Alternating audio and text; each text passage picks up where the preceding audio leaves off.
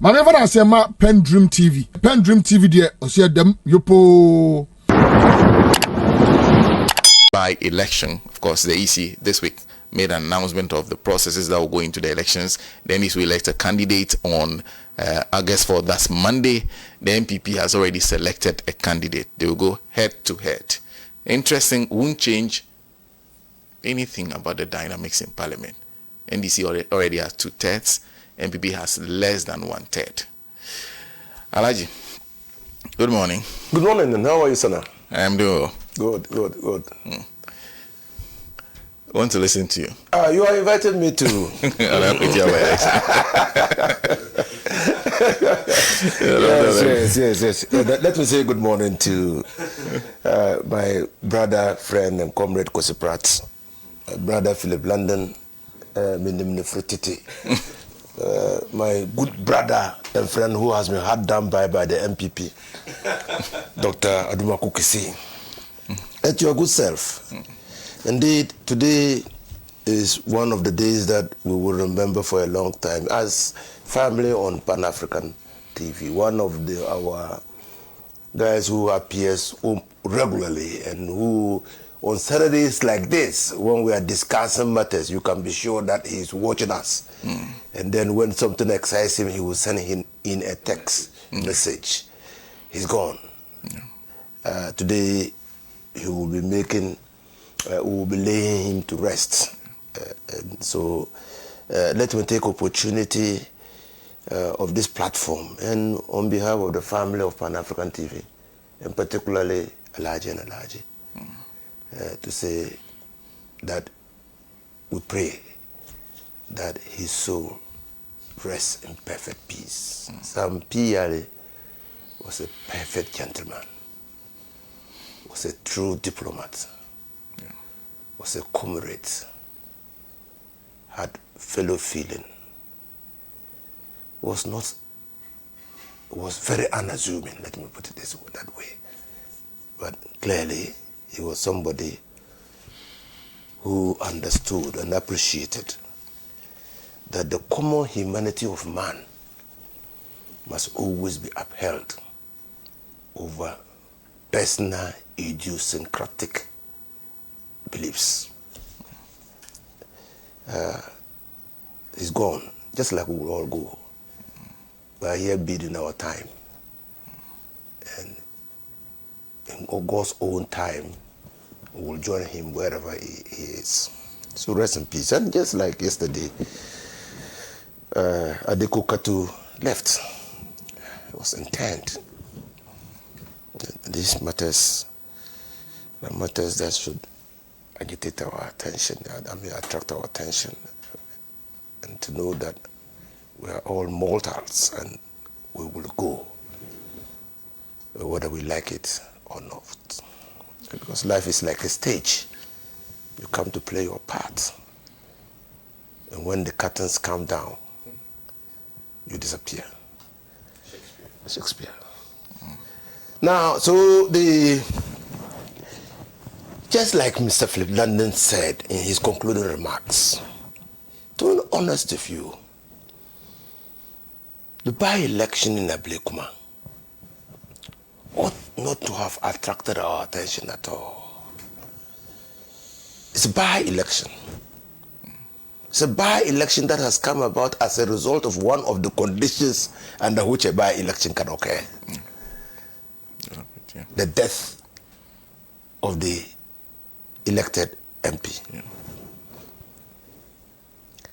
So yes, the consensus we have all agreed to as a country is that when an MP resigns under his name, a vacancy is declared. When an MP is expelled from Parliament because he's breached the standing orders of Parliament by absenting himself from Parliament for a number of days without the approval of the Speaker and without a reasonable explanation to the Committee on Privileges, we have a by-election. When an MP is deceased, we have a by-election. So this is one of the conditions under which we can have a by-election. So in my case, I went to Parliament in 2006 in a by-election because the MP had resigned from Parliament under his name. So that was one of the conditions. The by-elections are very important. If not, we would have said that we will go for that process in the, I think in the United States of America, or where the party now has the opportunity to select somebody to represent them in place of the MP. But for ours, it's a test. It's one of the feelers. How is the government doing? Don't never mind 6 months into government, 7 months into government. How is the government performing? How is the likability of government? How is the acceptability of the policies? Is government on its right path? So never mind that the seat presently under contention was held by the MPP. It has never been held by the NDC. You remember Baba Jamal? Yeah. Okay? But never mind that the MPP has won it more than the NDC. That contest is a contest to determine again whether or not the way the NDC government is proceeding under John Dramani Mahama, the people of Akwatia appreciates that and will send their representative to Parliament to sit on the side of the NDC. So that's why NDC, even though presently has recorded 2/3 majority, is very interested in the seat. It's going to be a vindication here, NDC, and NDC intends to win the seat. Honorable Aduma Kukwesi, NDC intends to win the seat. Because for us, it's going to be a vindication of the effectiveness of the policies of government. And even if a by-election occurs in Bantuma today, we'll go there and contest the seat. Bantama? Yes, we'll go there and contest the seat. All right. But that is the party. Our party doesn't field a candidate for any constituency with the hope that that candidate will not win. Because of the nature of our policies. Driving from the social democratic leanings. We believe that we are people-centered. And so when the people, we were able to mobilize the people to come together in such a way as to take their own destiny into their own hands and chart their own trajectory of development, then you will be helping to catalyze the development of the country, because development itself must happen in set conditions, and the aggregation, like a snowball of those developments, will manifest the development of the country. So that's why we take it serious. And as I speak to you, NDC is already on the ground, campaigning in Akwatia. Matters have not helped the MPP by the fact that the legitimacy of that candidate, who unfortunately died, was in question. In fact, you recall that his swearing in itself in Parliament was a spectacle. It had to take the guarantees of the minority leader to allow him to be sworn in. And for the 6 or so months that he stayed in Parliament, he spent much of his time walking the corridors of the courts. He tried to vindicate his position that he had been elected, validly elected into office. It's unfortunate that he never lived to vindicate their position. Sometimes I have a feeling that the tremors of that development, the fact that he could not rest, he was constantly under attack, was probably what exacerbated his death. Because not all people have the same composition, the same makeup, who can understand, withstand such challenges.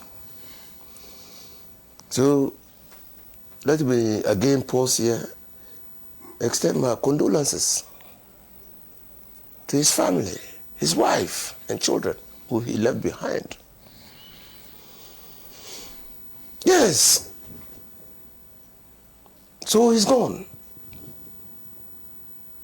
And we must have a by-election. Because the Constitution says that people must be represented. I have always said that if you read the Constitution and understand it well, one of the cardinal principles of parliamentary practice is that no people within this country can live without representation. Not even so. Not even so. That is why it has been considered a cardinal sin to have allowed the people of Saint-Trophy, Akbafo, Lolobi, and Lipe to stay out of parliament and representation for 4 years without an excuse. It's a cardinal sin.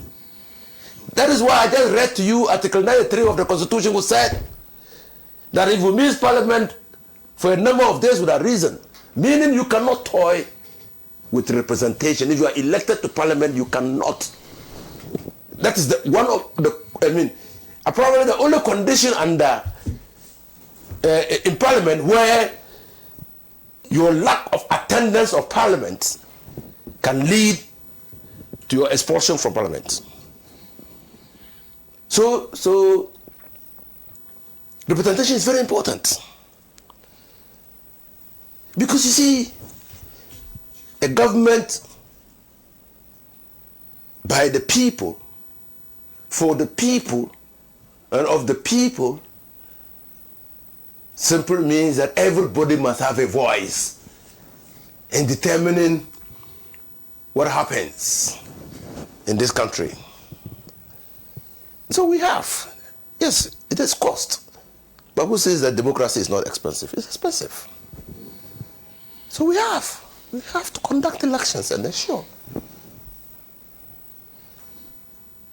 Why we are worried about Akwatia is what we have experienced in the past. The by-elections itself have always come with a level of violence, or a majority of the by-elections that we've had. And so, even with that Ablekuma, which strictly speaking was not a by-election, was just an attempt to complete the process, came with violence. And now we are going to Akwatia. So people are already talking about revenge attacks. Not so. So that's why we're worried. Probably that's one reason why we are discussing this. If not, it would have been one of the normal things that we all watch to see what happens. And so I take opportunity to draw the attention of all of us as Ghanaians that what unites us is greater, more compelling, more demanding than what divides us. That again, by our construction of the governance architecture of this country, we have elected to practice multi-party democracy. Simply means the liberty that is in our coat of arms, freedom and justice, freedom, that everybody should be free to choose where he wants to belong. That's a libertarian principle. Freedom, choose. And nobody should be held responsible for choosing. I mean, exercising is free will. If that free will is in accordance with law. I mean, people can decide that they want to exercise their free will in robbing others. I mean, I'm not talking about that. That one is, that one is contrary to public policy. So yes, when we get to Akwatia, we must ensure, and the IGP must ensure, that his men are on the ground to protect lives and property. Akwatia must serve as a litmus test to the ability and capacity of IGP Yehonu to change course from what we have known our by-elections to be defined by. And it is the IGP who can do that for us. The IGP and his men must stand their ground. You see, I have contested a lot of elections, and I have always said that it is in our interest as a party, NDC party, to ensure that anytime we are going for elections, there's peace.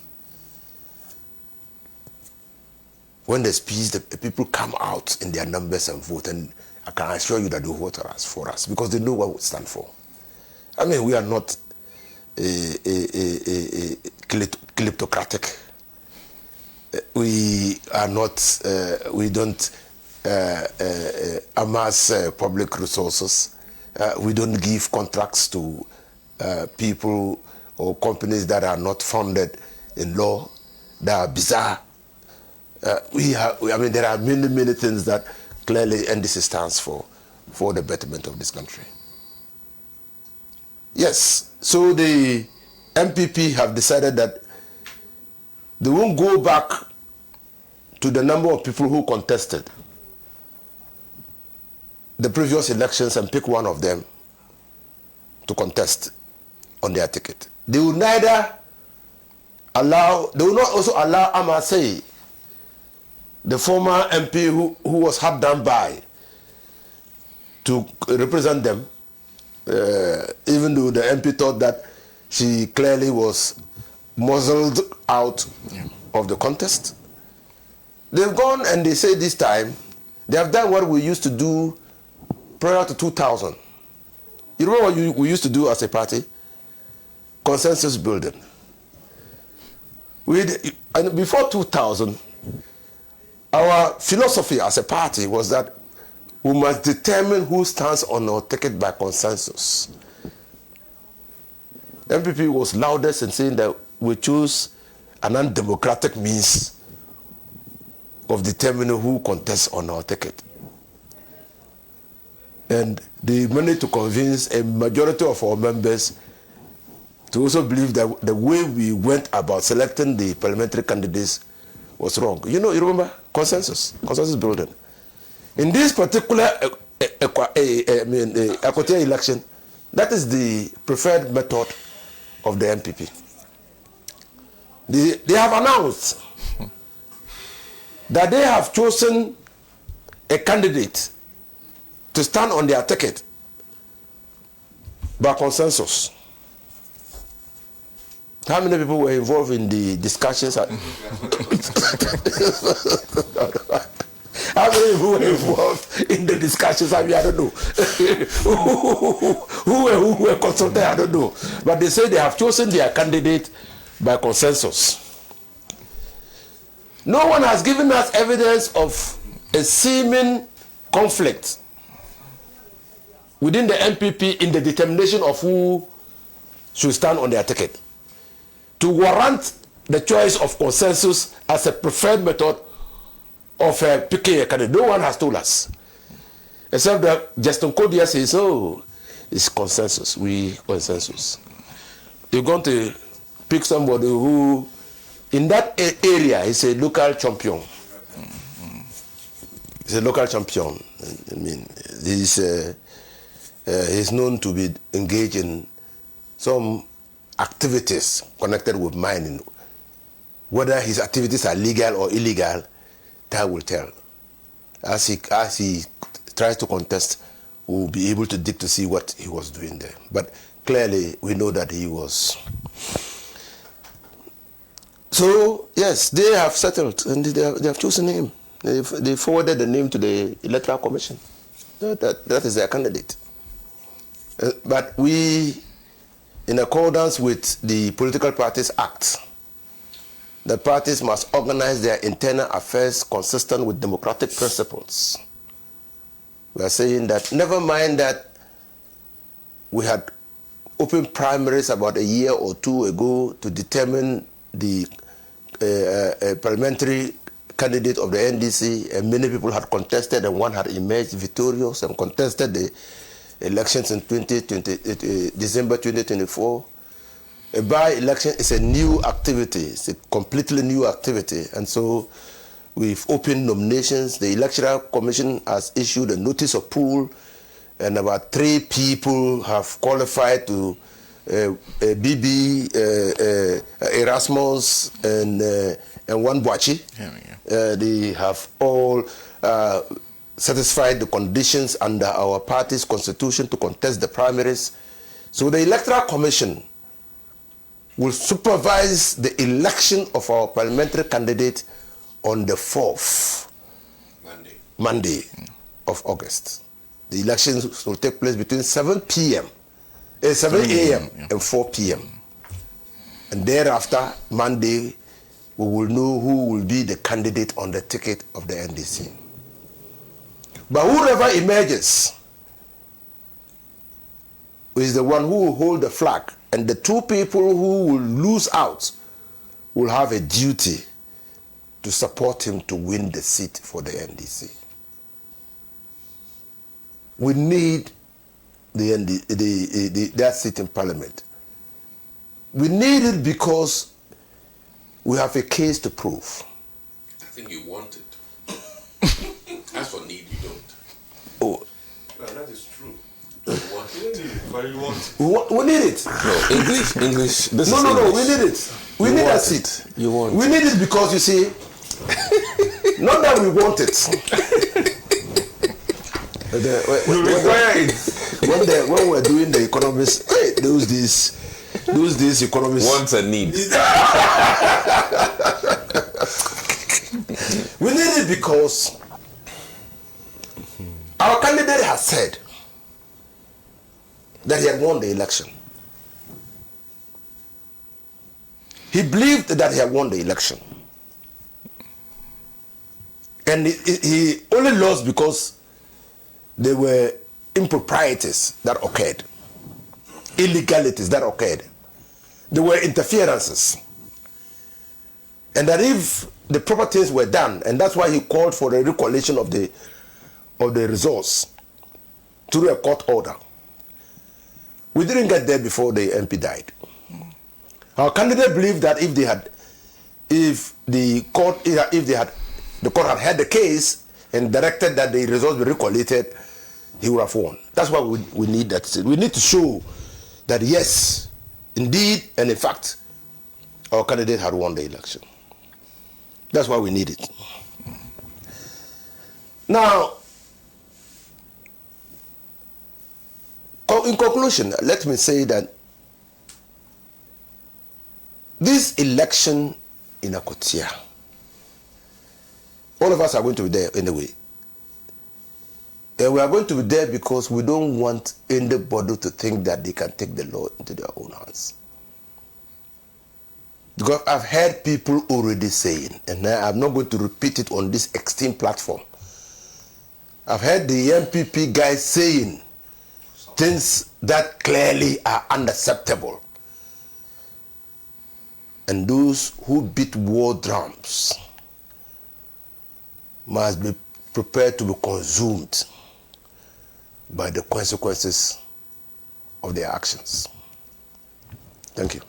Thank you very much. And since Alaji wanted, because this is it was an interesting story that was published, and I was referring to Jeff Kunedu, who is the chairman of the special committee that the new Patriotic Party set up. He says he explained that the party's national executive committee was tasked to find out whether there was a need for primaries to elect a candidate for the election. After extensive consultation with the party's members in Akwatia, the committee concluded that there was no need for primaries. He indicated that after agreeing there should be no primaries, the committee also engaged the party faithful on the person to represent them in the election. Quote, people went into the constituency and gave them all the names that had expressed interest. Honorable Ameya Ochreme, Lawyer Owuredu, Kwame Asumadu, Daniel Nyame, Osea Pia, to go into the constituency, into the villages, into the towns, to throw out these names, to come back and report to us who the suitable person would be. When it came, the party saw that they had settled on Kwame Asumadu Solomon. And so we reported back to the council, and the council gave us a go-ahead to engage further and to follow due process to do a popular acclamation. So that is his telling. I must say that's the interesting part. Because I heard she was interested. That's what I heard. Yeah, that was rumored. Yes, it was rumored that yes. She wasn't? She wasn't? She didn't put it. Oh. Anyway, a few comments before Comic Whisperer comes in. This one says, good morning, sir. Red alert. NDC's decision to contest Akwatia by election is legitimate and laudable, but the security must watch. He has a list of names. And other warmongers who are beating war drums and promising bloodshed in Akwatia. MEB has a history of bomb throwing. I was referring to political violence in Techema, Yawa Sosefi, Volta region, Ejura and Ablekuma, and are likely to cause mayhem in Akwatia. That's Ken William, who is saying that there's also this one from Togbe Kupe Damsa, the second, aka Babylon chapter 2, who says, yes, a panelist mentioned how voting pattern has changed of late, but if MPP were to be in power, earth-moving machines and contractors might be on Akwatia and its environs, convincing the electorate for vote and exit just after the by-election. Now, the chances are equal for both NDC and MPP. We expect people with bad intentions could be identified and restrained from polling centers that day. Thank you, Togbe, for that comment. Master Planner is also joining us. Honorable, okay. He says there's no tension in the MPP during the selection of our candidates. That's why I didn't hear anything. All those who, okay. That's not Honorable Alasan Suini. That's Honorable Inusa Fuseini. Please, there was no tension in the MPP during the selection of our candidates. That's Master Planner. That's why he didn't hear anything. All those who wanted to contest in the MPP Akwatia primaries have agreed and in full support of Mr. Solomon Kwame Asumadu. He is not just a local champion, but also a constituency executive. Choosing a candidate based on consensus is not a new thing. In 2012, a whole flag bearer of their party ran a presidential candidate based on consensus. We don't have short memories. That's right. Anyway, thank you very much for sending in that comment. Hamza in Pig Farm, Elijah Hamza in Pig Farm says, good morning. Truth be told, the attacks and beating of a journalist in their line of duty is totally unacceptable, and the earlier government does something about it. Know why the NDC had already chosen a PC for the 2024 general elections, of which I'm sure the PC is still alive. Why are they doing another? Of course, this one from Odro Manso says the NDC will win the Akwatia seat. That's all it says from Sekirioso. Okay. Abu, thank you very much. Thank you very much. We raised quite a very interesting issue. Abu Spain Medina says the NDC wants to take Ghana fully and develop it. We are not leaving stone for them. We are going to use every stone to build Ghana. The real nation builder is in town. That's Abu Spain who sent that. He lives in Medina, by the way. This is okay. Abdulaziz in Accra. Does Dr. Adumako Kisi know that Barney Champon was mentioned and cited for prosecution in Iowa so violent by-elections committee report, which Akufo-Addo refused to implement. Indeed, crime has no expiry date, so we are expecting this AG to act on that report. That is Abdulaziz, who is following us. Well, so these are just some of the comments. I'm trying to see which one I can do, but let me go to Alaji. Alaji. Well, so the MPP says that they are going to run primaries. And they have said that because somebody is dead, nobody should do campaign. I don't know whether it doesn't include the potential flag bearers visiting the constituency to campaign, and their presence in the constituency itself. Campaign. That can only be emanating from a confused party. Party is confused. You see, to be honest with you, any political watcher would have seen in 2000 that the MPP is in decline. If you failed to see that the MPP was in decline in 2000, that would be probably the reason why you'd be surprised that the MPP's performance is this way. It was in decline. This is a party which in 2016 went into elections and won a record number of seats. This is a party that won a victory, a presidential victory that left no doubt in the mind of anybody that the people of this country had indicated who they wanted to be the president of this country. Before that, look at the closeness of elections. Look at the closeness of the election results between Atta Mills and Akufo-Addo. Look at the closeness of the elections between John Dramani Mahama and Akufo-Addo. But in 2000, the story was different. Nana Akufo-Addo himself had to fight. I think that's 2020. 2020, yes, yeah. 2000 and 2020. Yeah. Nana Akufo-Addo himself had to fight to hold on to power. So why are we surprised that they had to do Takashi to split the seats between the NDC and the MPP in parliament? It was pure Takashi. It was because they were in power. They had to manipulate the outcome of the results. When we said it, they said we should bring our heads for them to Central Bulletin. But we knew. But you see, elections is like a village market day. It will come when it will come. So when they did that in 2020, we knew that 2024 will come. And that their smoothness level will be clear. Now in 2024, it shows the state of the party in Ghana, and particularly the leadership of the party. And I agree with Adumaku. I have never known, I didn't know JFK before he was elected General Secretary. I didn't know where he was from because I'm not a member of their party. I don't know whether he held any branch position anywhere, or whether he was a constituency chairman or something. I don't know. Whether he was even a TESCO member. I don't know. But he became the General Secretary. What experiences he brought. So, and his administration and his performance was tied to the apron strings of people in the chief administrator had to be working to the dictates of some people. And that is what is still happening. NDC have not, and the MPP have not yet started the recovery yet. They have not. Because that is what is still happening in them. I'm speaking this way because as a consummate Democrat who believes that multi-party democracy will definitely inure to the benefits of the people of this country.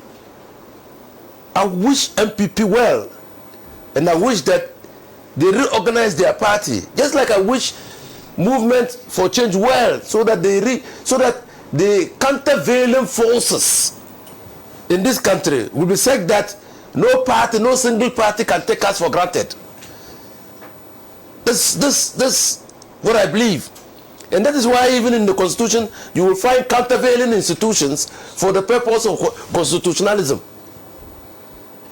So yes, there must be parties that are strong and lacking in the wings to take over power, even misgovern. So when NDC was lacking in the wings, preparing itself to take over power, and when MPP misgoverned, the people knew where to turn to. That's what I want. So assuming NDC was weak, MPP would have taken us to the cleaners. They would have acted with impunity, and they would have been paid back. But now they know that impunity will exact accountability, and that accountability will come at the polls. But it's unfortunate that they are not yet prepared. They are not yet prepared. They are not learning. They are not learning because they don't want to learn. They have turned the mechanics of party politics of organization upside down, and they are doing things that are not in the books of political party organization. They are experimenting because their leaders are also being experimented. And so clearly, I mean, when we said in 2000 and Mr. Kwesi Pratt is right. I mean, the almost 390 degree, it's 90 degree, 180 degree, 180 degree turn itself should excite us and attract our attention and comments. Because you cannot, principle is principle, and Nkrumah has said it.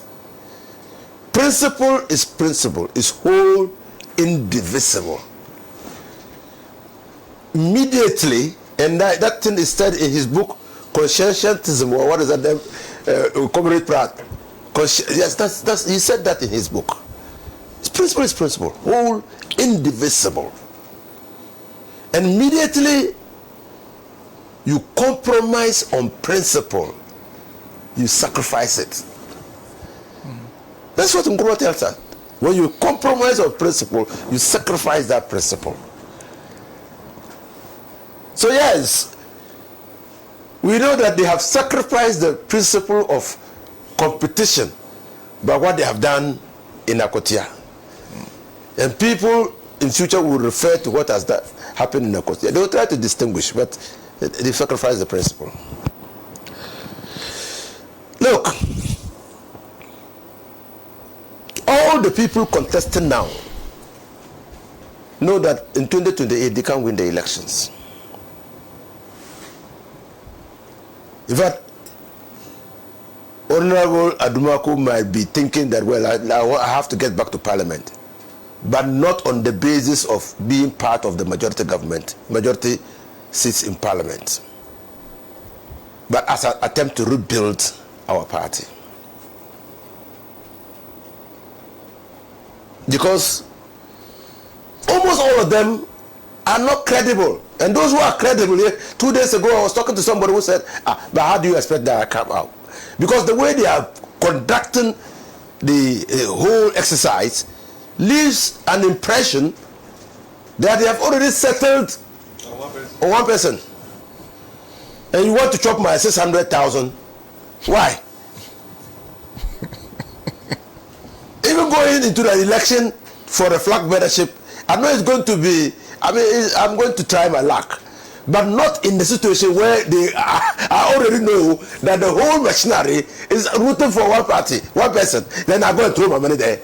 I won't go. So you see, I can tell you many people are staying out because they don't trust the process. And those who are even pretending to be part have concerns with the process. And they are saying it, they are talking about it, and we are listening to them. We are hearing them talk about it. All that goes to show that MPP, I don't know, even though we have gotten an indication of what is contained in Makokwe's book, report, but I don't even think that MPP is prepared to implement what is in Makokwe's report. They are not prepared. I mean, what party is it that in the face of all the good things that are happening now, that party chooses to criticize government even on the good things that are happening? If you are a party that doesn't know when to criticize a government, then probably you need to go back and reflect. Because today, if you are talking about the state of the economy of this country, if you are saying that many people are becoming poorer, people are simply going to laugh at you. They are going to laugh at you because just a year ago, people went to the filling stations. And I remember someone telling me when I went to the shop to buy an item that, Honorable, I don't drive my car any longer. When I fill my tank or buy petrol, I watch the gauge. So when I drive and come and park, even going to a shop, I'll just walk there. But what kind of company is that when you buy fuel into your car, you are afraid to drive the car because the fuel will finish? Just a few years ago. That at a filling station, petrol station, I saw somebody buy 10 cedis fuel into his car. 10 cedis into his car. That doesn't happen any longer.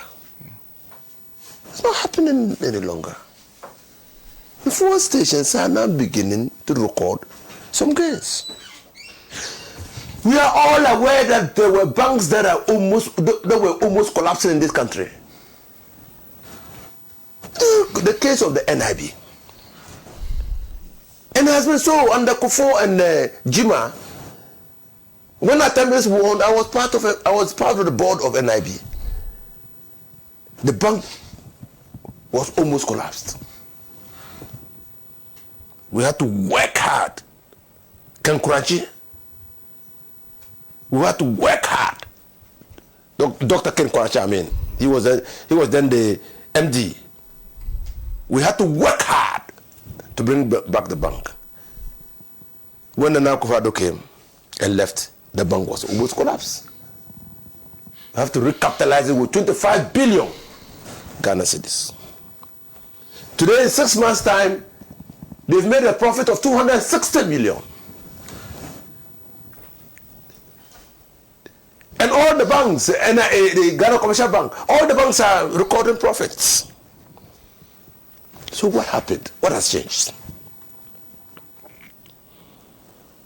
That, yes, the IMF had said we should do a quality review assessment of all the banks in 2015. When it was done, it was realized that they needed the banks, the assets that were impaired or likely to be impaired was about 9 billion Ghana cedis. Depositors' assets that were likely to be impaired was about 9 billion Ghana cedis. How much did it take us to clean the banks? We're still calculating. 33 billion cedis are still growing.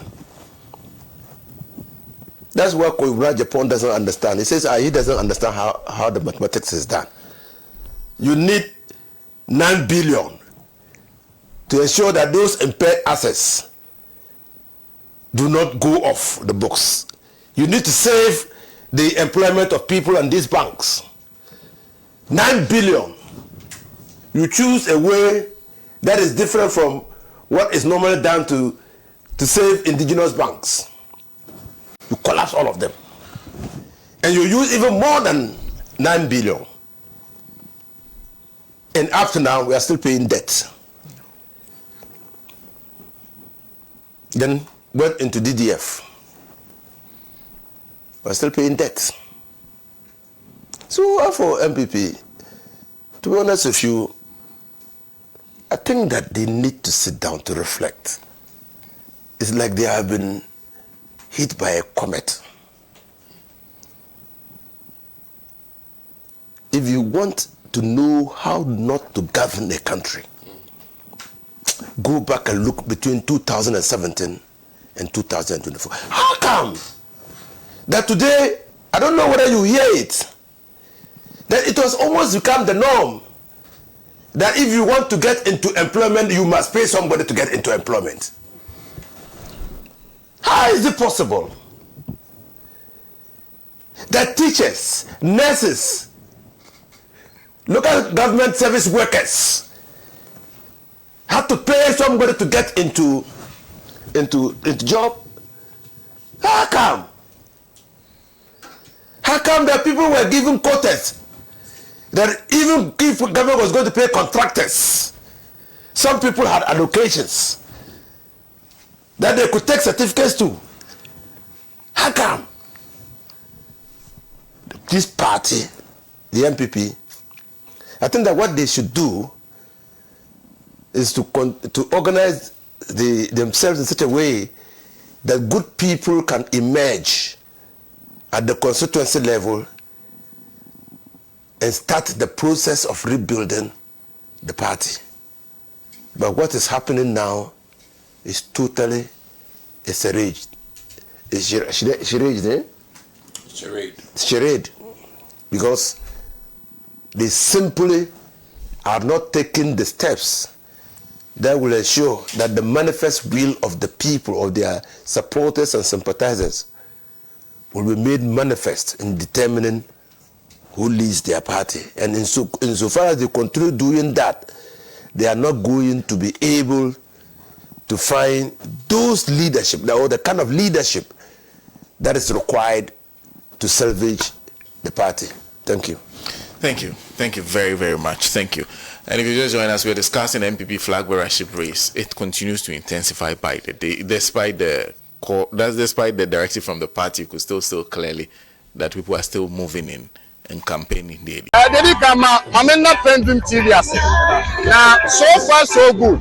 Say open online portal le Ghana. Nipa share, nipa follow, nipa comment here. To my best of knowledge, without any biases, PENDREAM TV.